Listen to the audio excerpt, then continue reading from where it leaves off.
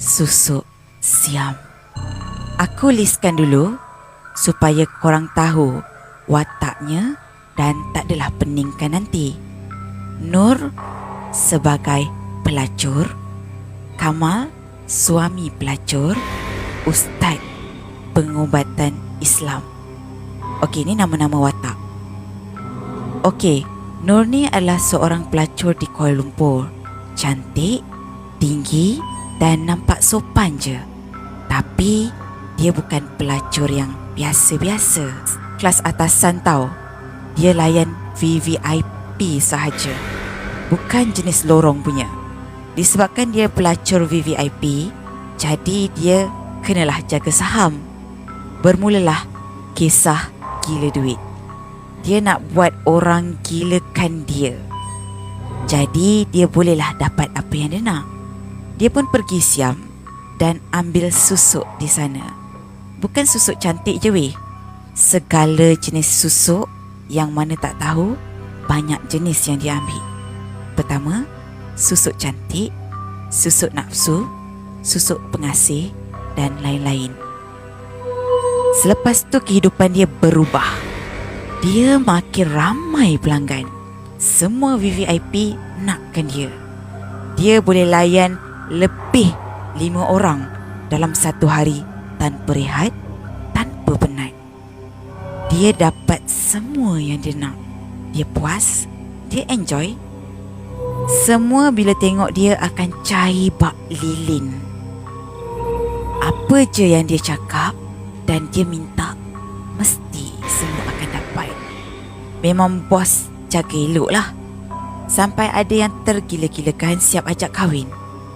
Tunggu depan bilik Nur sebab tak boleh lupakan Nur. Tapi Nur tak peduli. Dia suka jadi macam tu. Sampai satu masa Nur terjumpa dengan Kamal.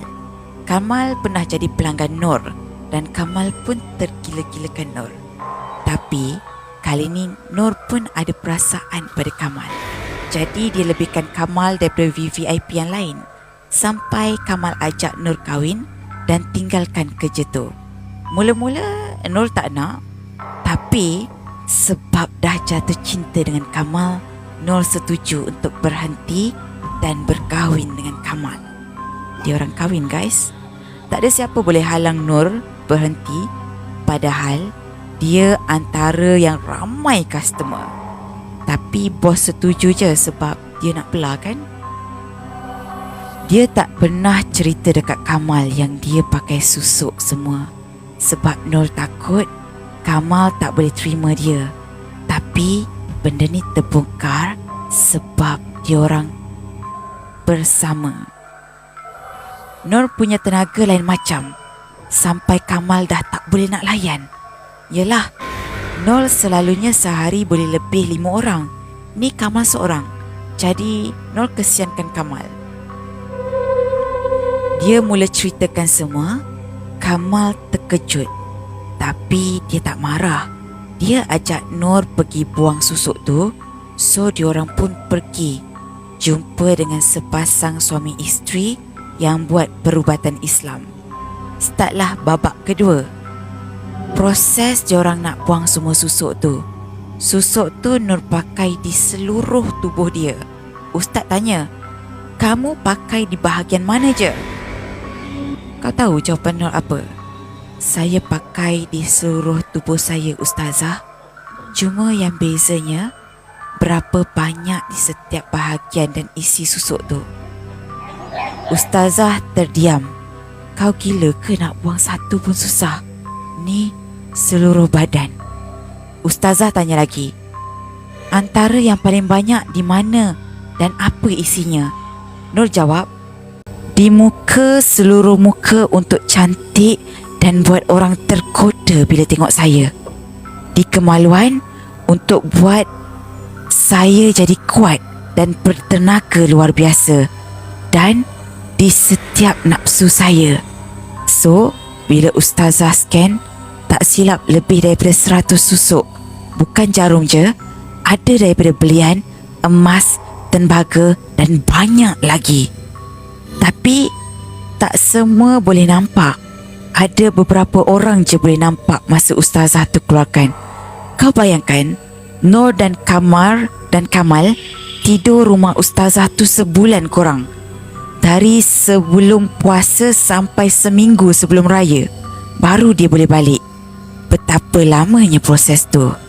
Jadi, setiap kali berubat, Nur tak akan sedar sebab dah dirasuk. Bila keluar susuk cantik, Nur mula berubah menjadi orang lain. Dia jadi perempuan siam dan banyak watak. Banyak sangat. Ustazah tanya, apa kau buat dalam badan dia? Watak pertama, aku buat dia nampak cantik dan semua lelaki tergoda dengan aku. Sambil berdiri depan cermin. Watak kedua pula, dia bisu, cuma berdiri depan cermin dan sikat rambut. Watak ketiga, aku akan goda semuanya. Yang ketiga tu power weh. Dia siap nak buka baju, tapi pembantu ustazah tahan. Dia goda ustaz yang ada dekat situ. Memang seram kalau korang boleh tengok sendiri. Settle yang cantik. Bab nafsu ni aku tak boleh belah. Susuk nafsu ni bukan biasa-biasa. Nur kata dia ambil yang paling kuat dan yang paling mahal sekali. Tapi semua susuk tu dari darah binatang. Tu namanya nafsu binatang. Setiap satu susuk, setiap tu Nur akan dirasuk dan menyerupai binatang tu. Nur sekejap-sekejap bertukar menjadi ular, bertukar menjadi BEBI, bertukar menjadi monyet, bertukar menjadi harimau dan banyak lagi. Time jadi BEBI tu lawak. Sebab ustaz semua lari sebab takut kena samak. Nur muntah darah. Dia lembek tak bermaya. Tapi Nur ni, dia ada waktu nafsu dia on. Kau bayangkan, orang tengah rehat-rehat pun nak tunggu sahur, Nur akan lompat ke atas Kamal ajak bersama. Time tu juga dia macam tak boleh nak kontrol. Kesian pun ada. Tapi kita tahu itu bukan dia. Jadi sambunglah berubat. Banyak lagi dia bertukar jadi binatang. Jadi tak banyak cakap. Yelah, binatang nak cakap apa? Tapi bila Nur sedar, dia akan menangis sebab menyesal. Dia akan minta maaf dekat Kamal sebab dia kata dia teruk. Kamal kata, Kamal pun teruk.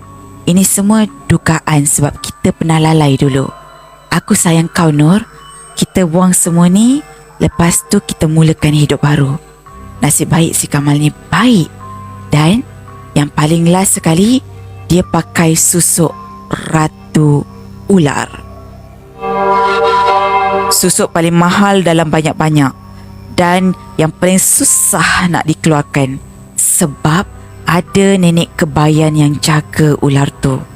Kau bayangkan, aku nampak Nur duduk bersimpuh macam ular, muka buruk macam nenek kebayan dan rambut putih panjang sampai kaki.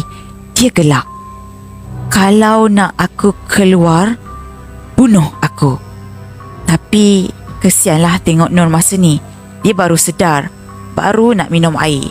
Mesti kena balik. Nenek tu macam main-main kan ustazah tu semua. Tapi Alhamdulillah, diorang berjaya bunuh nenek tu. Masa nenek tu kena tikam, Nur menangis. Dia kata dia sedih sebab berpisah dengan nenek tu. Bertahun-tahun dia buat macam-macam untuk benda tu.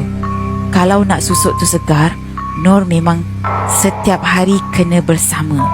Kalau dia period pun, still kena buat apa-apa untuk naikkan nafsu dia.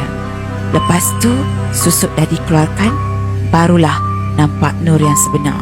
Dia memang cantik, tapi taklah cantik sampai orang terus tarik ajak kahwin.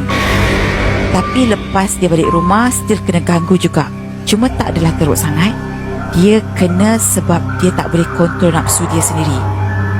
Sorry kalau korang tak faham sangat. Tapi ni semua apa yang aku nampak depan mata. Jadi janganlah main dengan susuk ni. Semua akan buat hidup kau tak tentu arah je. Lepas tu Alhamdulillah, dia bahagia dengan Kamal sampai sekarang dan dah beranak pinak dah pun. But still, dia kena kuatkan iman, mengaji, pergi kelas agama, busykan diri dengan benda yang baik. Sebab kadang-kadang benda tu akan datang. Kamal kata dia boleh tak pakai baju dalam rumah sebab tak tahan sangat. Sampai macam tu sekali. Sekian cerita sampai di sini sahaja yang aku akan kongsikan. InsyaAllah ada masa aku akan kongsikan lagi dari Ladila Sam, bukan nama sebenar, di Fiction Shasha.